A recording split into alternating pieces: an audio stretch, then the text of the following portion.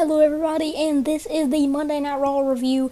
I know that Raw it is 8 o'clock for me right now, but I had to get a lot of things ready. I have a lot of videos in the tank, and I just had to work on those videos, and also get a workout in. So, now is the time we're recording this. So, without further ado, let's get into it.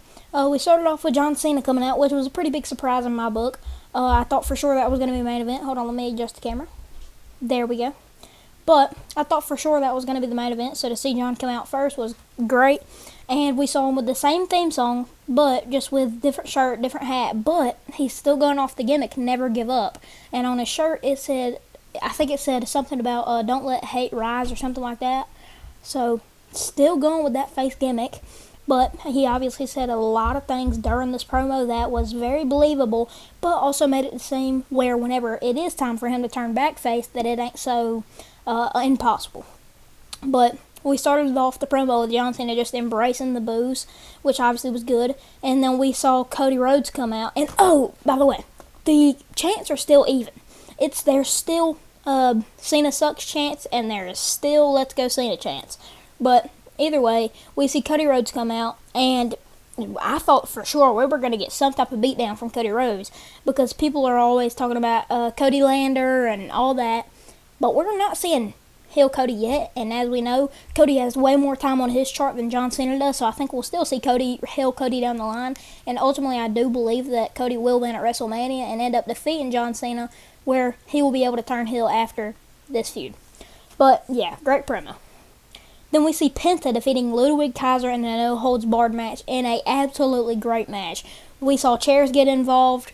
We saw a lot of things get involved, but I'd say the best spot from this match was probably Penta hitting a middle rope Mexican Destroyer, which I thought was awesome, but in the end he did end up getting the victory. Then he had an interview with Jackie Redmond after the match, and he said that the IC Championship is next for him. So that means him and Bron Breakker are going to have it at WrestleMania, I'd hope. Then they show... Okay, this is kind of complicated. Then they show Dakota Kai warming up for her match, and she starts walking out to the ring, and we see Karrion Kross talking to Dominic Mysterio again. But things get confusing, because the Judgment Day started off way more friendly to each other, and then Dominic asks Finn if he would like Penta to join the Judgment Day, and then we see Finn call Dominic a snake. So pretty much Finn was just playing the pity role, saying, see how much I've done for you, and you're going to try to get people into the Judgment Day. And pretty much Dom was talking about how they've been such less strong without JD McDonough. And he pitched an idea for Penta to be in the Judgment Day, and Finn pretty much got upset because Penta is going after the same thing that he's going after. So I thought that was a pretty good segment.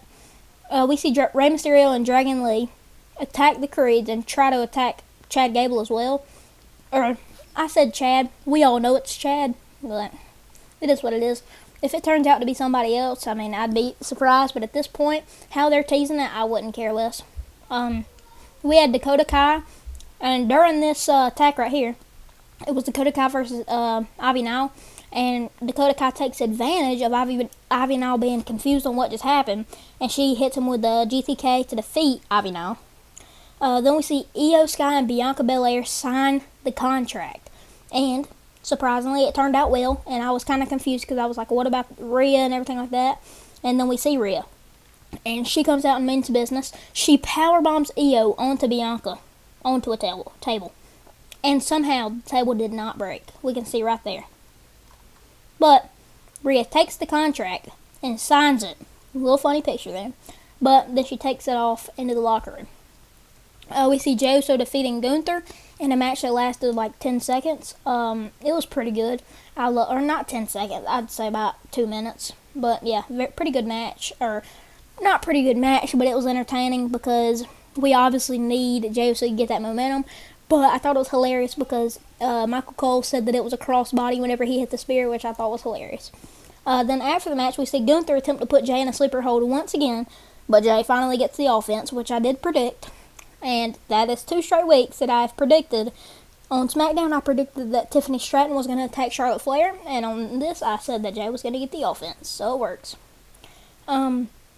We get Bianca, Io, and Rhea battling backstage, and if you look right here, then you can tell if you saw the Instagram post that Bianca Belair did pose in front of this little wall here, which I thought was pretty cool, but pretty pointless comment there. But we see later in the night LWO defeat the Creed brothers, which was a very pointless match, and it wasn't even announced to nobody during Monday Night Raw. It was just randomly given to us. But during the match, the Masked Man attacked Rey Mysterio and Dragon Lee once again, or tried to attack him once again. We see AJ Styles interviewed backstage, and I just copied everything that he said. He says that Logan Paul doesn't belong on the roster, and Karrion Kross rolls up and pouts when AJ says he doesn't want to deal with him, but Styles... Some of this stuff is wrong because I got it off of a website, but... and hears him out. Karrion says maybe he's not mad at Logan Paul so much he's mad at himself for taking 16 years to make it to WWE. Styles says he sees what he's doing and it's not going to work, and he leaves. Cross puts his arms around Scarlett's shoulder and says he thinks it's working, and Bron Breakker runs into Penta backstage, which, yeah, that makes sense. And then we see Bron Breakker running into Penta backstage, and they had another little stare down, and Finn Balor makes his entrance to send us to break. We see the main event, Bron Breakker defeating Finn Balor to retain the IC Championship with the help of Dominic Mysterio.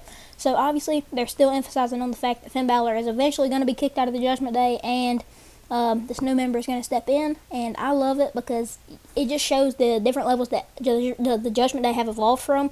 We started off with Rhea Ripley and Edge, and then we got from Damian Priest, and then we got Finn Balor kicking Damian out, and now we're getting Finn Balor kicked out.